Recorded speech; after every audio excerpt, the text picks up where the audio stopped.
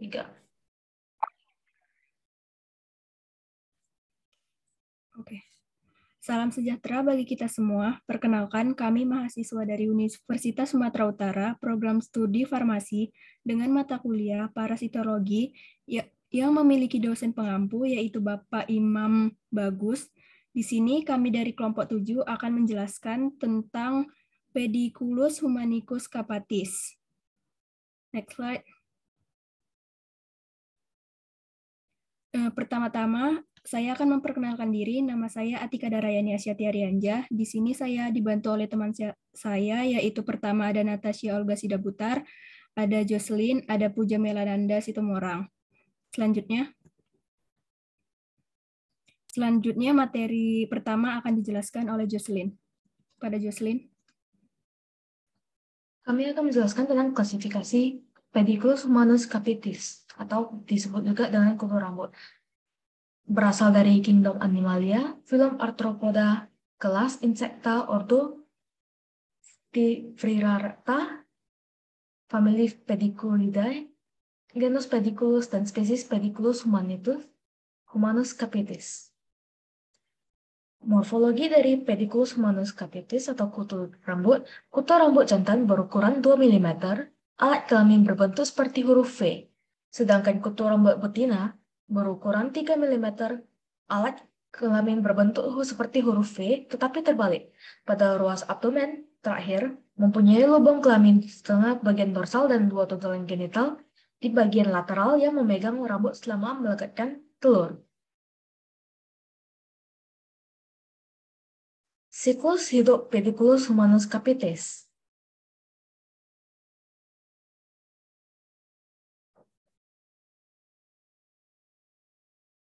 Perilaku Pediculus humanus capitis itu hanya hidup di kepala manusia, hanya berbatas pada daerah kulit atau rambut kepala, terutama di belakang kepala dan dekat telinga, peletakan telur pada pangkal rambut yang sangat dekat dengan kulit kepala, dan makanannya darah kepala manusia. Selanjutnya saya kembalikan ke moderator. Baiklah, kepada Jocelyn terima kasih. Selanjutnya materi akan disampaikan oleh Natasha. Baiklah, saya akan menjelaskan tentang hospes Pediculus humanus capitis atau kutu rambut. Kutu rambut ini merupakan ektoparasit bagi manusia. Tempat-tempat yang disukainya adalah rambut bagian belakang kepala, yang paling sering menggigit pada bagian belakang kepala dan kuduk. Tiap manusia memiliki kepekaan yang berlainan. Resikutan yang ditimbulkan oleh gigitan Pediculus humanus capitis memberikan reaksi yang sangat gatal. Kutu rambut kepala dapat bergerak dengan cepat dan mudah berpindah dari satu hospes ke hospes yang lain. Mudah ditularkan melalui kontak langsung atau dengan perantara barang-barang yang dipakai bersama-sama. Next. Selanjutnya ada epidemiologi Pediculus humanus capitis. Kutu rambut merupakan parasit manusia saja dan tersebar di seluruh dunia. Tempat-tempat yang disukainya adalah rambut pada bagian belakang kepala. Kutu rambut kepala dapat bergerak dengan cepat dan mudah berpindah dari satu hospes ke hospes yang lain.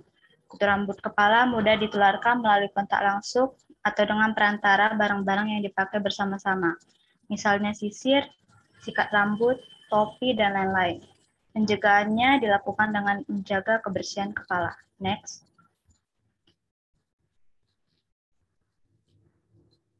Yang lain adalah penyakit yang disebabkan Pediculus humanus capitis. Pediculus capitis merupakan infestasi kutu kepala atau tuma yang disebut Pediculus humanus capitis pada kulit kepala. Next.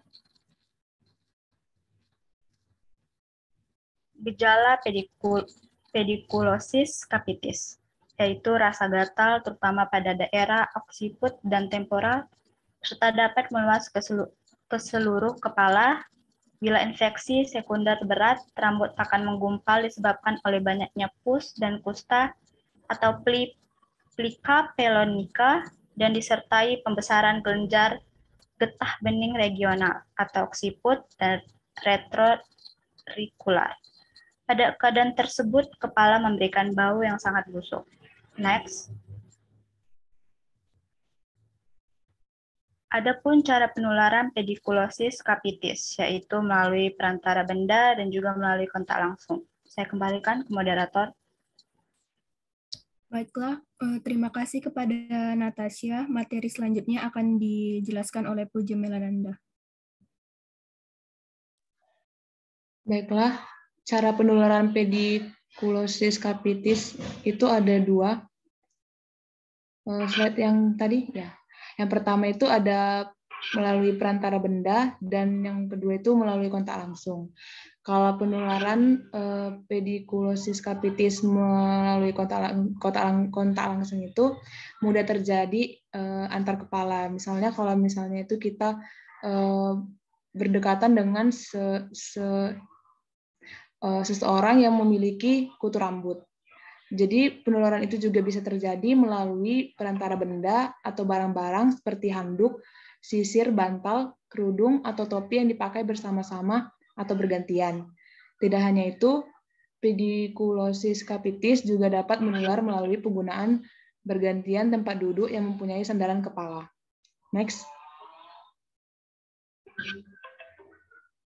Pencegahan pediculosis capitis itu terdapat dua. Yang pertama, jangan tidur berdekatan, apalagi berbagi bantal dengan orang yang memiliki kutu rambut. Karena kutu rambutnya dapat menular ke rambut kita sehingga kita pun terkena kutu rambut. Yang kedua, jangan memakai perlengkapan milik orang yang terkena kutu rambut, semisal bantal, sisir, topi, jilbab, karena kutu rambut yang tertinggal pada perlengkapannya akan berpindah ke rambut kita ketika kita memakainya. Next. Pengobatan pediculosis capitis ada 4. Yang pertama itu dengan cara kita memotong rambut. Yang kedua, menggunakan obat-obatan kimia. Yang ketiga, menggunakan sisir bergigi yang rapat atau serit. Dan yang terakhir itu menggunakan cara alami. Baiklah, saya kembalikan lagi kepada moderator.